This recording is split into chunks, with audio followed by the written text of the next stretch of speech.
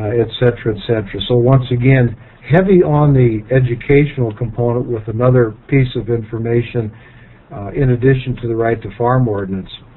I talked about that the Right to Farm Ordinance talked about amending our subdivision regulations, which we do have an agricultural management plan requirement in our county subdivision regulations that kind of once again gets at this component of it. It leads in by talking about once again the important economic value that agricultural operations have in the county and how we may, the planning board or the county commissioners, do some things to protect the economic viability of agriculture in the county.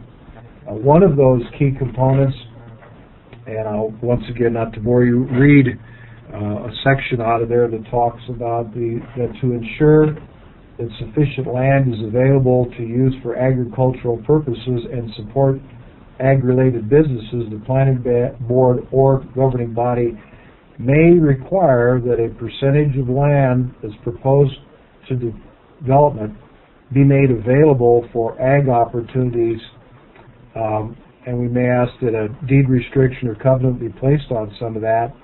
And if the particular landowner is not interested in actively using the land for agriculture, that they would make it available to lease at market prices for ag uses by potentially neighbors.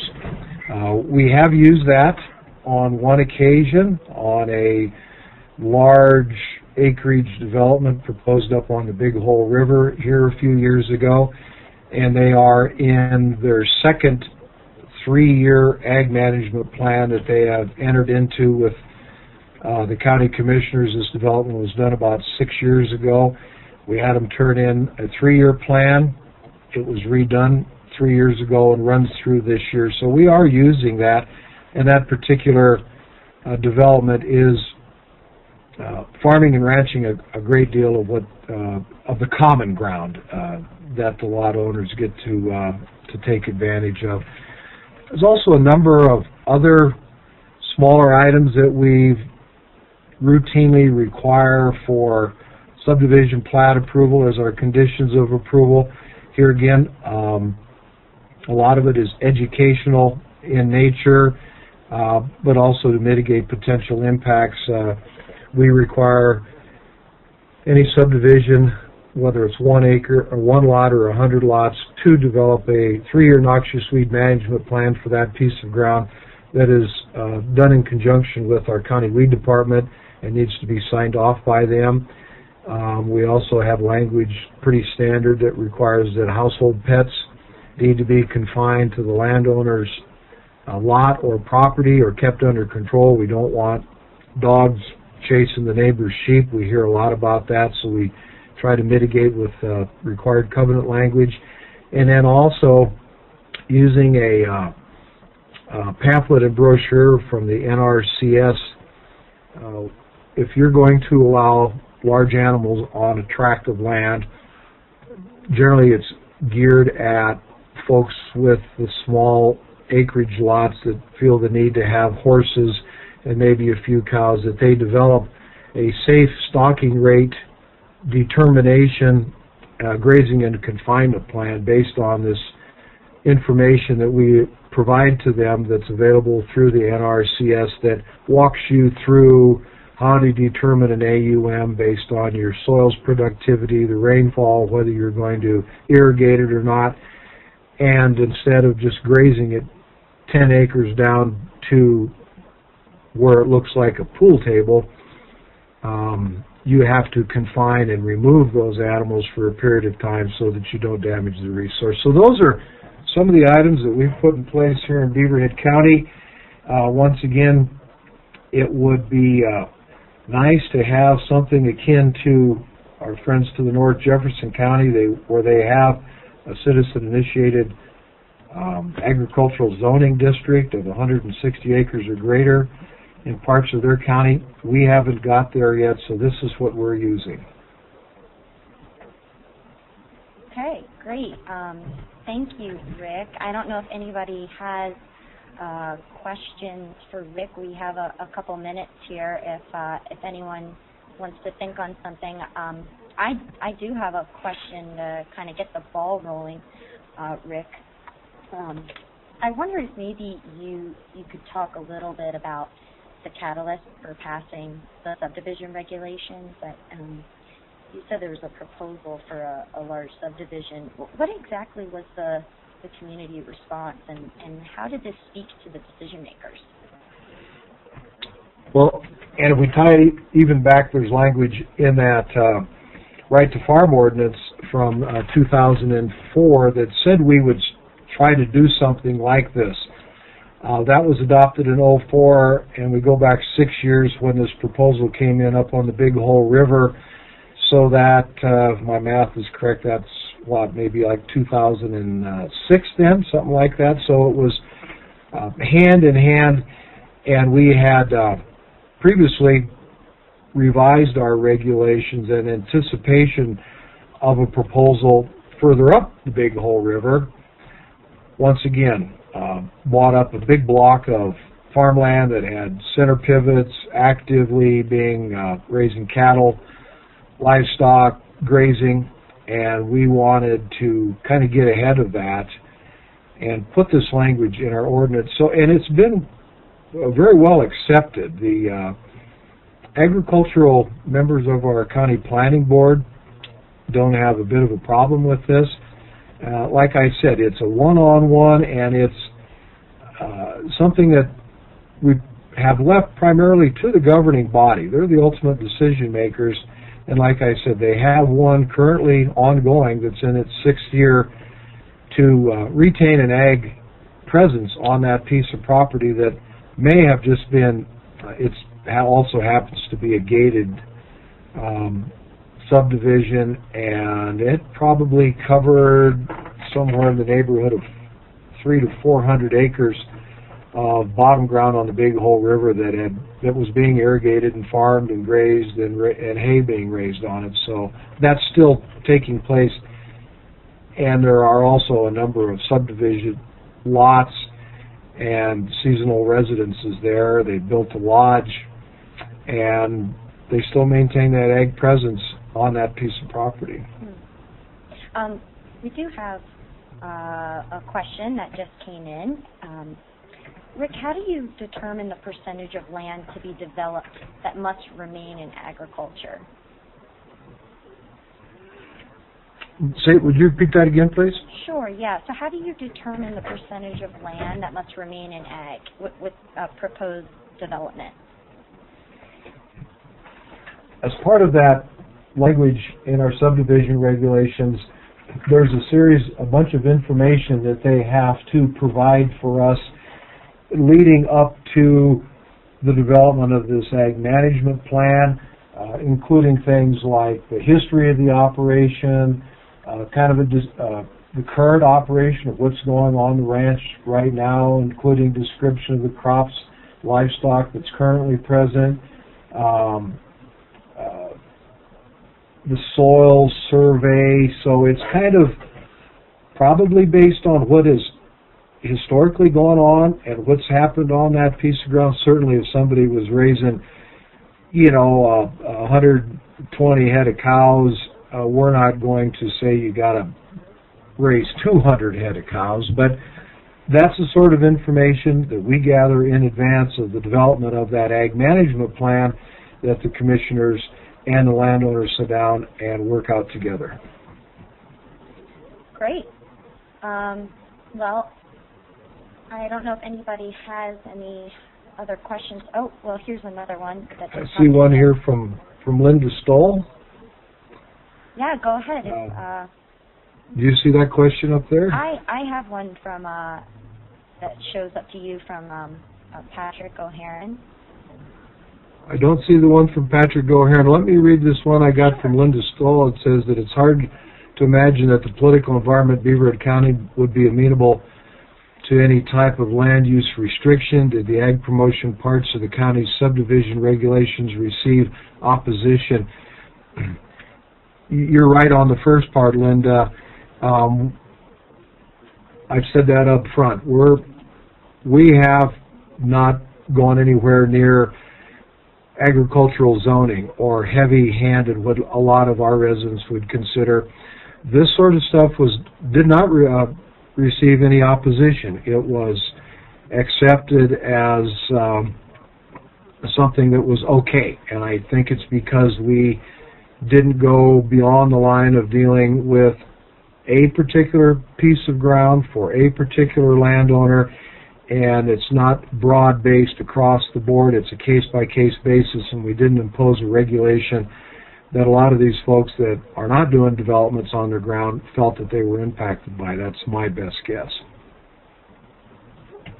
Okay, and I guess we'll take there's one question here. Are you finding covenants to be effective enforcement tools in protecting ag? Not necessarily. I got to be honest. A lot of times people turn to the county to be the covenant cop, and absent zoning regulations, covenants are something that we primarily try to leave up to the individual subdivision, their homeowners association, or those folks in that subdivision to do the enforcement on those.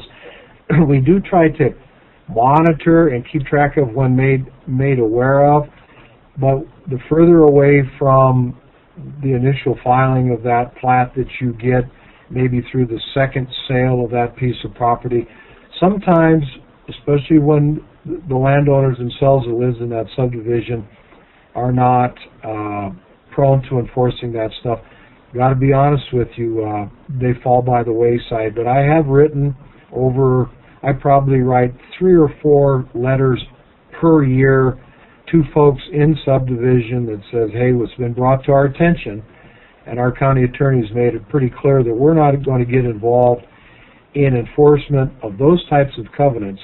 Public health and safety issues, fire protection, those sort of things, sanitation, but not whether somebody has 4 horses and isn't confining them the proper number of weeks or months.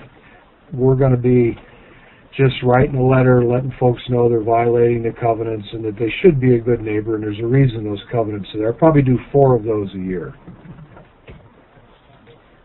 Okay. Thank you, Rick. That's all the questions you. I see right now. And so, but feel free if you have any other thoughts, folks, to just type those out. And if we have time at the end, we'll circle back. But for now, I'm going to move ahead. And thanks again, Rick. Thank you. And we're going to move on now to Paul. And Paul, I'm going to go ahead and give you the mic. All right. Thanks, Cassie, and thanks, Rick. That was fantastic to hear about some of the good work in Beaverhead County. So I work for the Community Food and Agriculture Coalition in Missoula County, and we're just going to look at some of the farmland conservation policies that we've proposed for Missoula County and hopefully are making good headway on securing in the near future. So as you all know, the Community Food and Agriculture Coalition got started on working on farmland conservation through monitoring subdivision proposals. And in 2007, we just commented on a single subdivision on farmland, and that's what kind of started the snowball rolling downhill. And before we knew it, we had commented on 30 subdivisions. All of those are mapped on our website, and which you can see the link to at the bottom. And it was really through reviewing subdivisions that we decided to step back and say we need to look at the larger issue and create a comprehensive approach to development and a comprehensive strategy to conserve farmland where it can truly support working farms and ranches, and ideally support working farms and ranches in agricultural communities. So I think a recent subdivision, actually that was just at the Commissioners last week, which is a victory for agriculture, really demonstrates this need to develop a comprehensive and predictable approach. This, after reviewing 30 subdivisions, I think this was number 30, the commissioners finally denied a subdivision, or they actually take that back. They did not deny it, but they told the developer that they were going to deny it based on the unmitigated impacts to agriculture. So this was a 28-acre farm, and as you can see, the residential lots were going to cover all the farmland and permanently converting it to residential uses. And so, CFAC testified against it, and the planning department recommended denial, the planning board recommended denial, and it was a big victory. But at the same time, I think it shows the need to create a more predictable approach for developers to know ahead of time what's to come. And actually, I found this part fascinating with what Rick presented, was that part of the reason why the community supported some of the measures in Beaverhead County was that they were case by case. In Missoula County, we've been going a lot case by case, subdivision by subdivision, but I find that we're lacking any kind of predictability, and that is troublesome and burdensome for landowners and developers. So I guess it's kind of finding that balance between having some flexibility, but also some predictability. So what we've done is through our kind of what I would like to talk about, I guess, in addressing our comprehensive approach to farmland conservation, is to talk about some of our grassroots process for developing land use policies, get into some of the policy details themselves to show that the multi-pronged strategy we've presented, and then a little bit about where we're at in the public process. And then hopefully we'll have a little bit of time for questions before we jump to Warren Vaughn from Gallatin County. So after reviewing the subdivision proposals for a couple of years, we saw the need to step back and try to create a comprehensive strategy to protect agricultural land. So that's our first goal there. How do we create a comprehensive approach to conserve lands that are most viable for farming and ranching? But how do we simultaneously provide predictability to developers, planners, policymakers, and residents, because we're all stakeholders in our community, and we all deserve a fair process. How do we also facilitate producers' access to agricultural land? So we don't just conserve agricultural land that goes unused, but actually farmers and ranchers are able to access the land, which they've clearly addressed in Beaverhead County. We can definitely learn from them. And then lastly, we need to respect the interests of agricultural landowners and the equity built in their land. As you all know, a lot of these folks are land rich and cash poor, and we need to have all of this work together so that there's a fair process, our agricultural heritage is protected, but it's not done entirely on the backs of any one individual.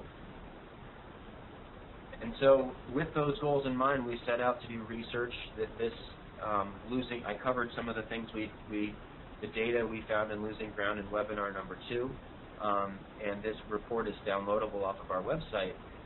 But after doing this research, we came up with 3 land use policy recommendations to identify agricultural cornerstone areas, and I'll speak more about what those are and show you some maps. But the idea is to protect communities of agriculture, communities of working farms and ranches. So where are the resources still intact to support communities of working farms and ranches? To mitigate the loss of farmland at the point of its conversion to other uses. And then thirdly, to incentivize conservation. So the first one is our vision. It's part of the growth policy, but it's how do we create a vision for a comprehensive strategy. The second piece is the regulatory component, that when you subdivide farmland, you need to do so responsibly, and we also need to create that predictability for the landowners and developers. And then lastly, we'd like to see more incentives. So here are the agricultural cornerstone areas. What we did here was map the soils and the parcel sizes, and we gave them a score for each. You can see, if you have your readers on, you can see that if you've got 100 acres or more, you get a score of 4, and down the line, down to 3 to 10 acres, you get 1 point.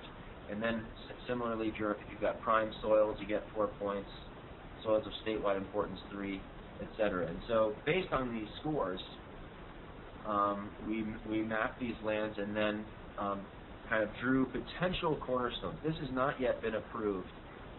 What we've done is create a map just to help the Missoula County visualize the concept of creating agricultural cornerstone areas. We're promoting a public process to go ahead and identify how to create agricultural cornerstone areas, but we think that we need to go beyond the current language in the growth policy, which says development should not compromise agriculture, and the community values its working farms and ranches, but we don't really show what that means. And so the cornerstones concept would help better illustrate and articulate that, and it would also help prioritize the conservation of these lands. So it would affect all land use policies, all land use decisions in front of our city and county decision makers, whether it's fiscal policies, whether it's looking at subdivisions or where to build infrastructure. The cornerstone areas would help guide those decisions. This just zooms in on the Missoula Valley so you can see a little closer what we mean. Those green dotted lines are the potential cornerstone areas, and that's just drawn based on how these lands scored. So looking at how do we protect the integrity of an agricultural community. So the next piece is the regulation, the farmland mitigation policy, and that's a pretty simple concept that for every acre of farmland developed, we need to conserve 1 acre of equal or greater agricultural value. So if you're going to build on 10 acres of prime farmland, you need to make sure that 10 acres are permanently protected. And this can be accomplished in a couple ways. Potentially it could be protected on site, so if someone's going to develop 100 acres of prime farmland, then they could cluster the houses on 50 acres or less. And it wouldn't change the density of the land, it wouldn't change their actual development right, but it would influence how the subdivision itself is designed to try to have a smaller residential footprint. We really believe this 1-to-1 ratio is kind of a minimum threshold. Obviously, you could build on much less than, for example, 50 acres, and do so in a way that actually enhances the livability of the residences by having this adjacent open space, but while also protecting at least half of the fertile farmland. The other way this could be accomplished is protecting land off-site, and hopefully this actually would work in concert with the agricultural cornerstone areas. We would actually like to incentivize the conservation within the cornerstone areas. So if someone's going to develop 100 acres of prime farmland outside of the cornerstone area, potentially there could be some conservation within the cornerstone area. And it actually works better on the smaller lots. So if someone's going to develop 5 acres, it's a little bit harder to protect 2.5 acres of farmland while building on 2.5 acres. It probably makes more sense to protect 5 acres within a cornerstone area and go ahead and build on the 5 acres outside of the cornerstone area. So that's the second piece, the regulatory component. The key that we think here that actually a number of developers, builders, and realtors have supported this because they like the predictability of it. They're happy to, they know that farmland is a big part of the real estate economy, as part of the quality of life in Missoula County. They also want to protect it, but they want to know what rules they're playing by. Interestingly, there's also some resistance from other realtors, as you might imagine. So that's kind of one of the tricky components that we're trying to figure out, is that balance between flexibility and predictability. The last part of our recommendations is to look at adopting a broad suite of incentives. So, luckily Missoula County already has a number of incentives. We've got an open space bond approved, which has been phenomenal for working with landowners who voluntarily want to sell their development rights.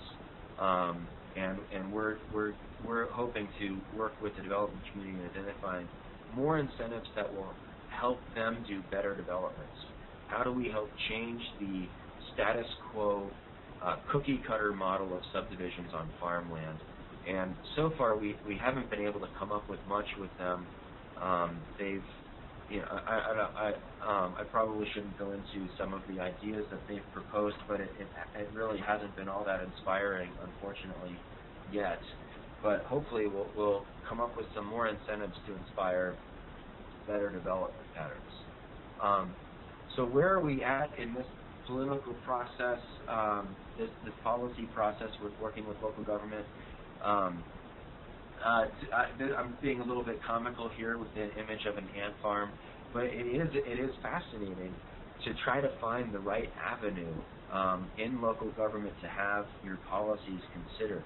And we've actually made a lot of great progress working with Missoula County. I believe the city council in Missoula is willing to be at least as progressive as the Missoula County commissioners. They've said as much, and that's important because the city is pretty frequently annexes land beyond the city limits, usually on farmland, and then approves the development there. So it is important to have the city on board, but most of the farmland is in the county. So the commissioners have asked a committee of landowners from across the whole county to consider our policies and to make recommendations to them. So they're in that process right now. It'll then go to the planning board. We'll continue to work with both the rural initiatives and the Office of Planning and Grants to come up with some to refine the policy proposals and engage the public in coming up with what makes the most sense. But that's kind of where we're at right now, and hopefully we'll have something on the book. I hope that we have something on the books by the end of the summer, and to guide all future growth. So I think I'm out of time. Kathy, if there's any time for questions right now, I'm happy to take them, but I also don't want to cut Warren short, so if there's time at the end, I could take questions as well. Okay, yeah, thanks, Paul. I think, well, there's one question, so why don't we just go ahead and take it now real quick. Paul, the 1-to-1 ratio for ag mitigation seems high to some. Do you know what other counties are using for a ratio? I.e., what is the highest percentage ratio that Rick has used in Beaverhead County? Well, that's a great question, and one that, and in terms of Beaverhead County, I would love to hear Rick's response to that as well.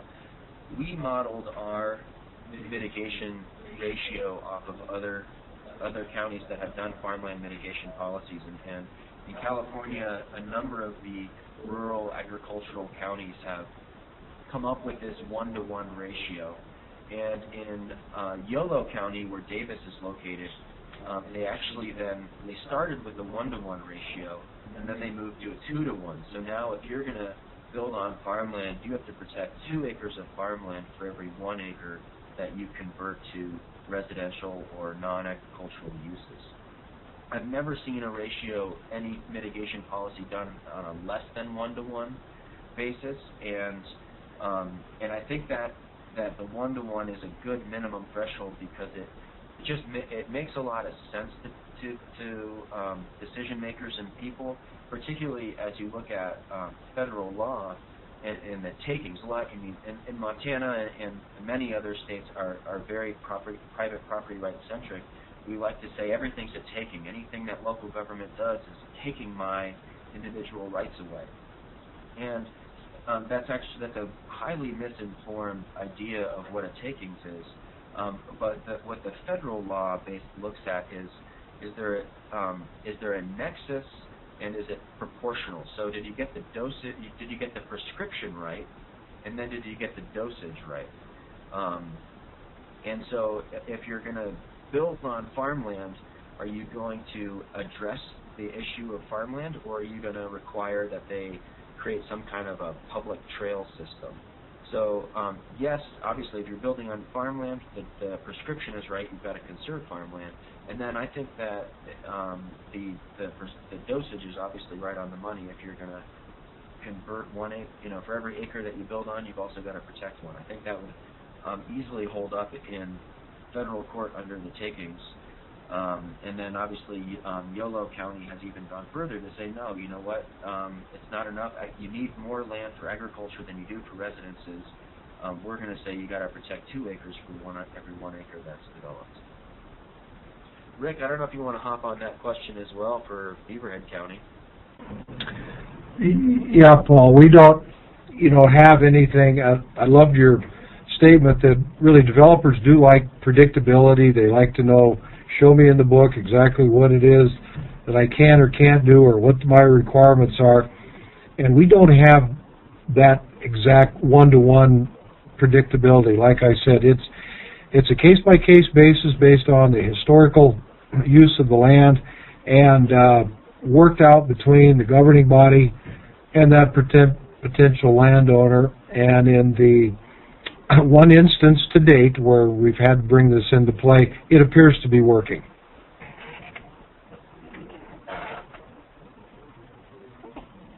Well, thank you, Rick and Paul. Let's move ahead now to Warren. Warren is a planner for Gallatin County, and he's helped the Amsterdam Churchill community in developing a neighborhood plan, which includes some very important provisions for agricultural land. So, Warren, thanks for taking the time to talk with us today. You bet. Thanks, Cassie. Cassie, and like Cassie said, I am a planner down in Gallatin County. And I want to stress as I start this that this is my story in one community. I could not have done any of this without a ton of local leadership. I'm just the guy that tried to facilitate it along, and it's an odd and very unique community.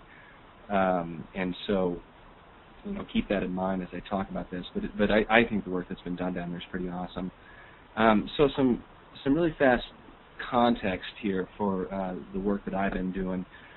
For about 30 some odd years, 40 years, all Gallatin County worked on was citizen-initiated zoning, 101 zoning districts. The county had very little to do with anything. We started dabbling back in the early 90s. The county adopted the first Gallatin County plan, and the county attempted to adopt what they called the permit system. It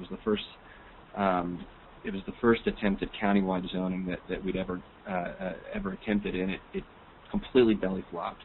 About 5 or 6 years went by.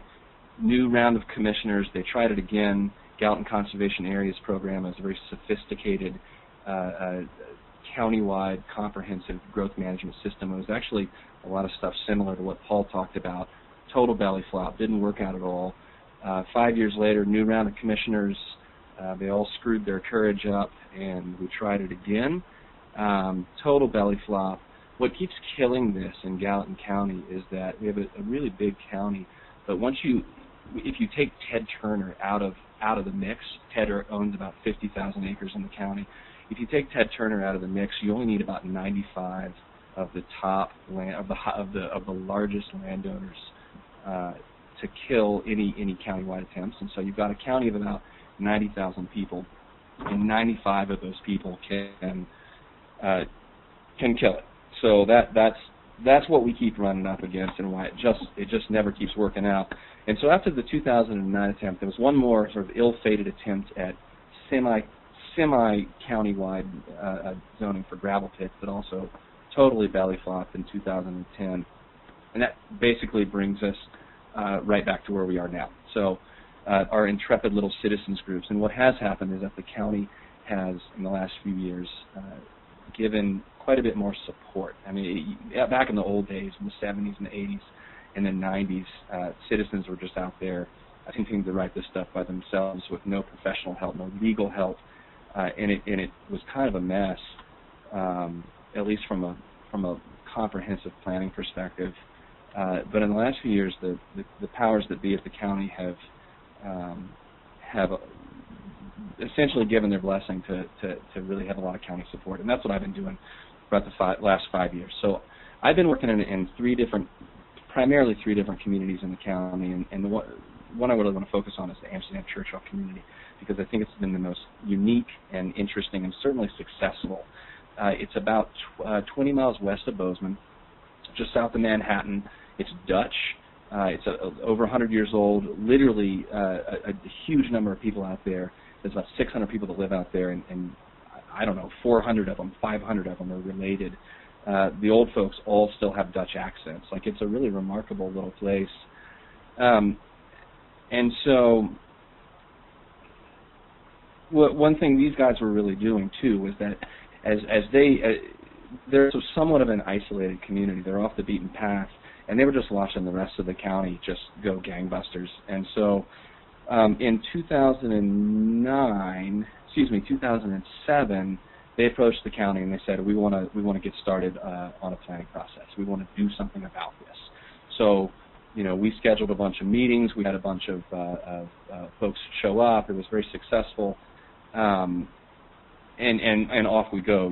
5 years later. The thing that really kicked it off was right now here we're looking over the two communities. Amsterdam is the really tiny hamlet on the left. Churchill is the one that's more right in the middle, about 200 homes, and we're looking towards the Bridgers, out towards Bozeman and Belgrade. That 250-acre piece that's right between the two communities, there was a 400-lot subdivision was approved there in 2007. And, a lot of the folks that lived out there looked at this and they said, okay, well, if something is going to happen here, smack in the middle of the two communities is probably the right, quote-unquote, right place. And the woman that did the subdivision, the landowner, it was family ground. She was as committed as I've ever seen a landowner to doing it in a way that complemented the community. And so, but nonetheless, it was a giant subdivision. And so everybody looked at this and said, we kind of dodged the bullet this time because if we're going to get something, this is pretty decent. But the next time around, who knows what it's going to get? And if we don't have a plan in place, it's basically going to come down to whoever's got the money and the wherewithal to make the change happen. And so that's what really kicked it off. I honestly don't know if we did anything really special with a lot of these meetings. We served everybody food. We lined them up and did really low-tech ways of gathering information. We did breakout sessions. We made everybody work. And it was really successful. The process lasted for about 2 years. We basically talked about, we started out with what's important to you in your community, what can you actually do about it, and what are you actually willing to do about it. It's that last question that's the big one. The way the process was structured, we started the thing off with about 4 different educational meetings. But actually, before I get into that, one thing to really stress is that farmland protection is, without question, one of the primary things that came out of the process. But one thing that I was really lucky with and really stressed constantly was this is a big picture, holistic process. And in some ways, I say I was lucky with some really unlucky things.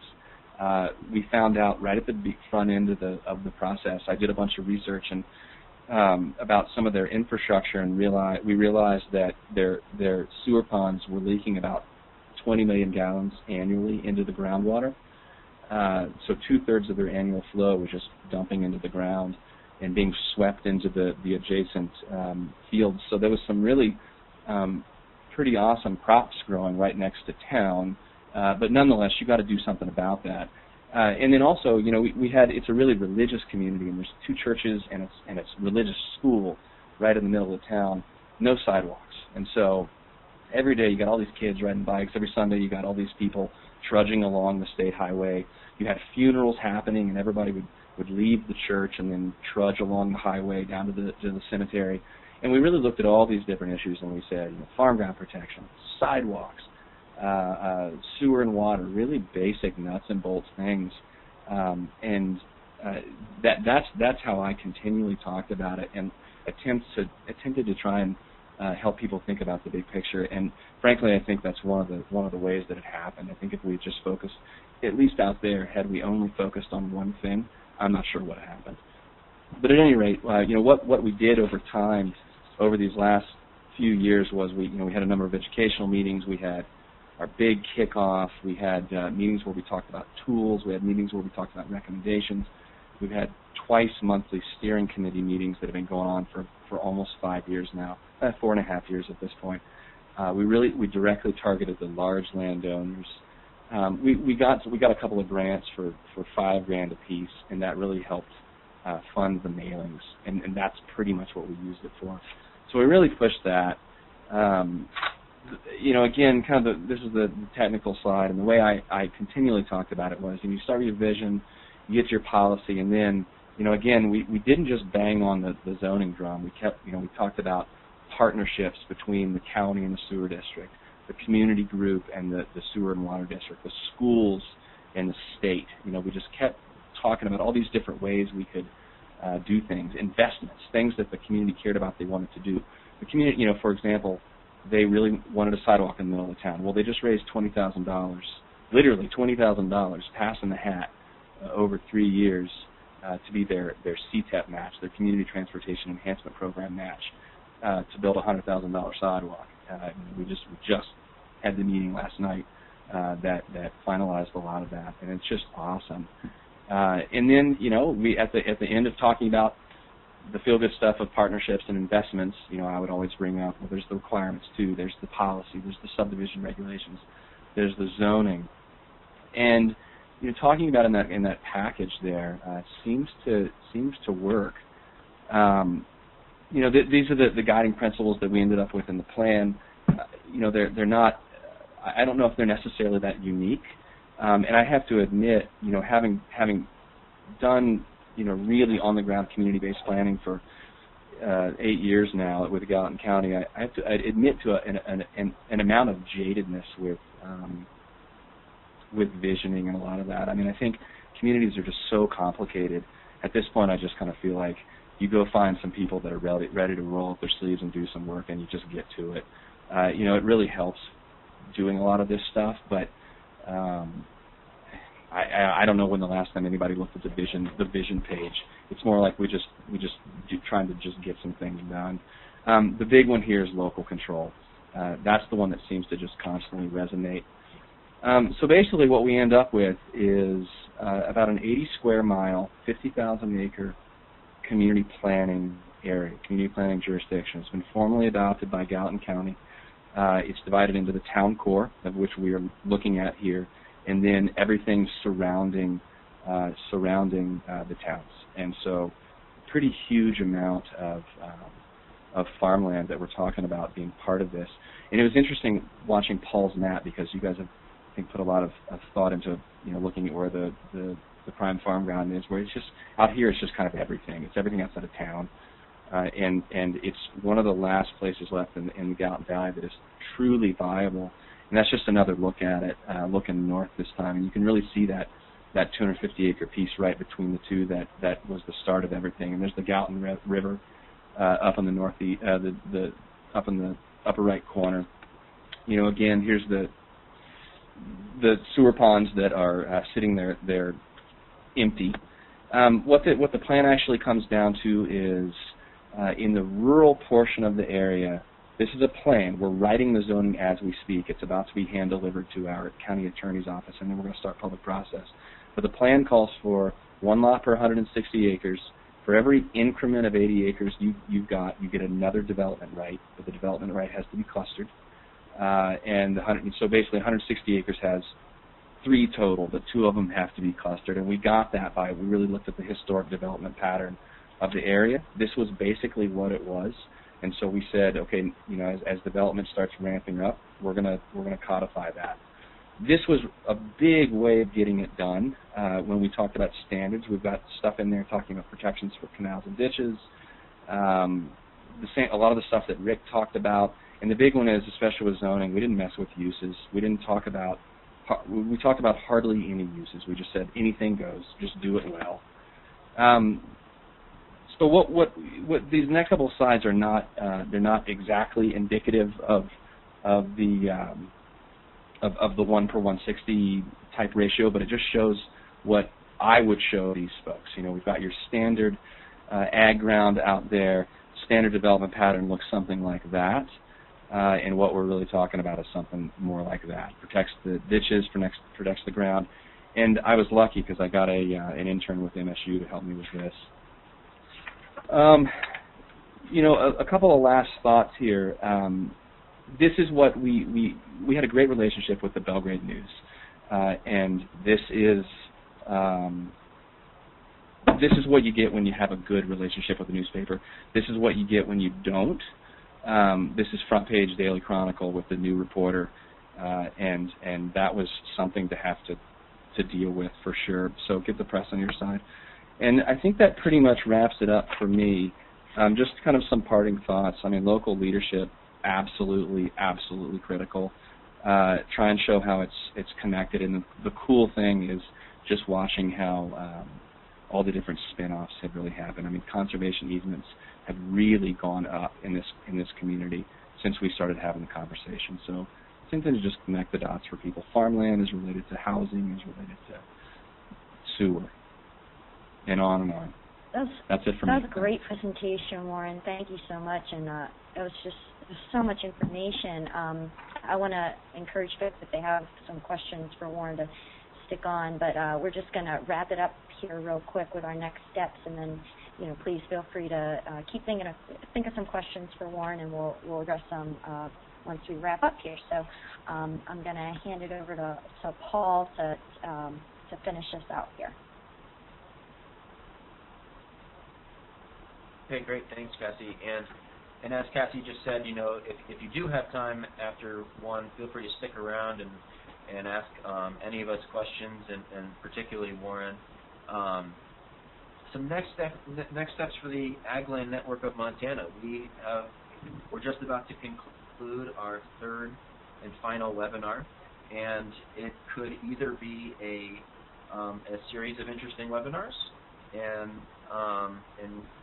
that's okay, or it can be more than that, where we continue to work together and find ways to take some next steps and implementing good approaches at our local levels to conserving farm and ranch land for our agricultural legacy in Montana.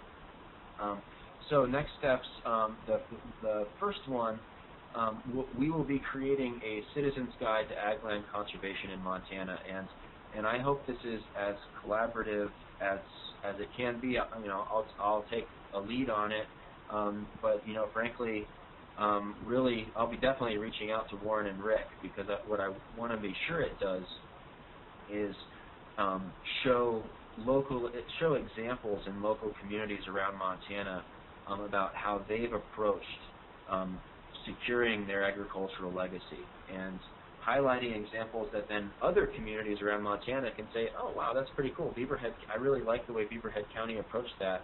I may borrow some of their language and maybe tweak it, see what people think in my community, see what my decision makers think, and then adapt it to my county.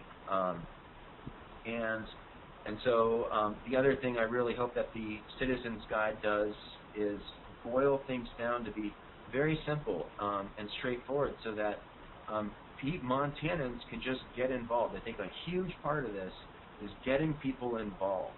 This is not, if we're just going to be policy wonks about it, then we will continue to enjoy being right without getting much done. And so we really need to inspire people to let their voices be heard and engage in local government.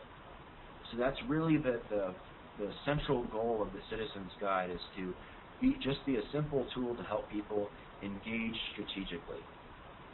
The second thing I hope we do as a next step, and this is largely dependent on you all and many others around the state who are not on this webinar, but just making headway in your local communities. So just taking that one step. I look back to the first step CFAC took in Missoula County that really just kind of spun out of control in a really beautiful way, was commenting on that one subdivision in 2007. That led us to then reviewing every subdivision that's been proposed on agricultural land for the following 4 years, and then moving on and developing our farmland conservation policies and bringing more and more people on board with us and reaching out to the community and et cetera, and educating our elected officials. So what's one step And everybody, our communities around Montana are all at a different place. Some people have already begun to take those steps, others haven't. So how do we, wherever you're at, how do we help support you in making that next step and being a resource for you? So Cassie's going to be making follow-up phone calls with a number of people around the state. Hopefully you're on our list and she'll call you.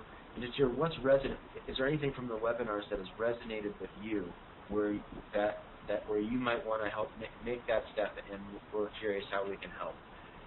And then lastly is we need to have on our radar screen the 2013 legislature. There is no doubt that the Montana Association of Realtors is going to come back with legislation to strip agriculture from the subdivision review criteria, and obviously that's the main teeth in I think especially in Rick's presentation and mine, you can see that without requiring subdivisions to consider, to address the impacts to agriculture, and for elected officials at the local level to have to consider those impacts and give them the authority to require mitigation, the teeth really fall out of this, and we've already got losing enough farmland as it is. So we need to keep that, and we need to know that it's going to come back. So the way we're going to defeat it again in 2013 is for us to be organized at the local level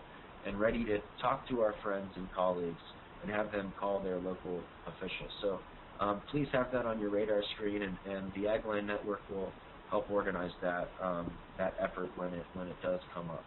So that's it. We're after 1 o'clock. I know many of you probably have to go, but if you don't have to go, stick around, ask any of us questions, and we can continue the conversation. Thanks, Paul. We do have a couple of questions here. So I don't know, Warren and Rick, if you want to come back on the line.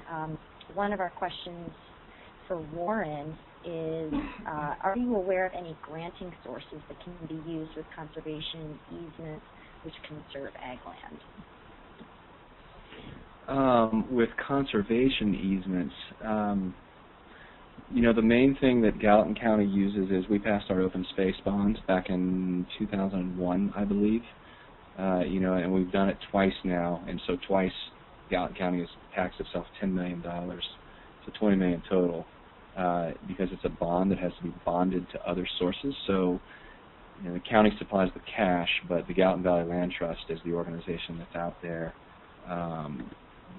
working it and doing it, and what they always do is they're the ones that would find federal money or the state money to match it up with, and so usually the ratio ends up being something like, if an easement is worth $1 million, a quarter of that would be open lands bond money, a quarter of that would be state, a quarter of that would be federal, and a quarter of that would be donated. I'm not really aware of easement money just because I don't deal with easements, but that's what I know. Okay. There's another question here, and it looks like there is a comparison to something going on in Missoula. Currently, the Missoula commissioners want to charge the Target Range Neighborhood Plan Working Group to complete zoning recommendations in the Target Range Neighborhood Plan, which the commissioners adopted back in 2010. Do the Gallatin commissioners assess fees for the citizen-initiated zoning there? No, they don't. And they've said it. They've said the idea has come up a couple of times, and the commission has said very strongly that they support citizen-initiated work, and they aren't going to deter it by charging anything. They're going to support it by having their staff help, and they're willing to pay for that themselves. Okay. Well, that's it for the questions that I got here. So if no one else has any other thoughts, thank you again, Rick, Warren, and everybody for joining on today, and Paul. If you have nothing else, then we'll say goodbye. All right. Everybody have a good day. Thanks. Thanks, Cassie. Thanks, everyone.